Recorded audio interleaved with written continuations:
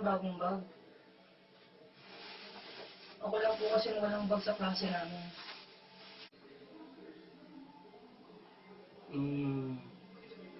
Sige.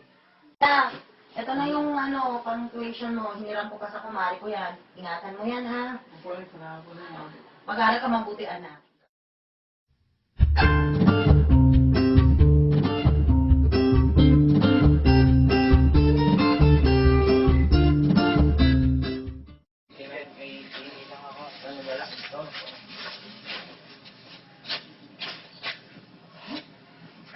Bakit mo?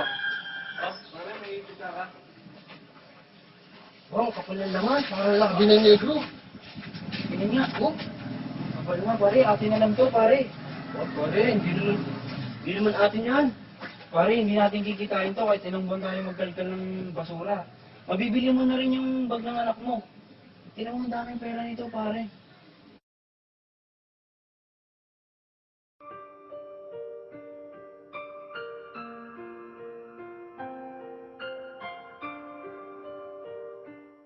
Tanong mo, kilala niya ang bata. Tay, kilala mo ba to? Sa'yo ba yan? Ikaw ba to? Paano? Kanyo pala to eh. Ito yung pitaka mo, napulot niya, itatawulin na lang. Ano ang pangalan niyo? Uging. Maraming po salamat. Ano na po ako papasok? Ay, lumay ng birthday. Oo. Oo pare. Laki mo na. Pare, lasing ka, tumagay ka. Kanina ka papas ng pas eh.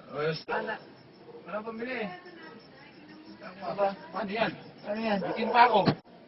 Ayos, masuli pa. Mabili ko yung bag ng anak ko. Paano, tsubay na pa kami. Hindi akong bahala.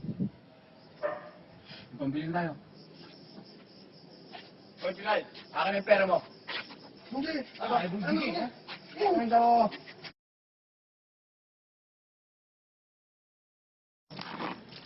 Pare, ito na.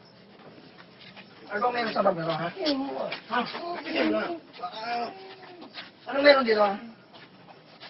Tignan mo, baka may pera yan. Bago to, ha? Kanino to? Anak ko yan. Anak mo to? Anak mo to? Awa ka. Ano yan? Pera niya. Sunugin din natin yan. Baka naman natin pera nito. Hindi natin ang alak yan.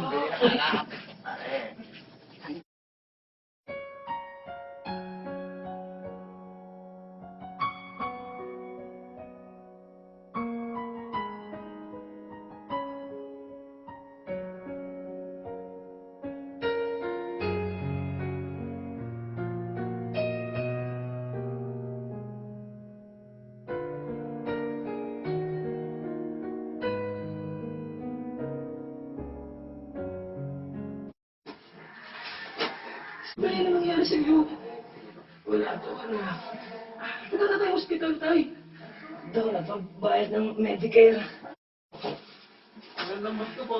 Ano po mas makaging? Uy! Kayo pala, pasok kayo.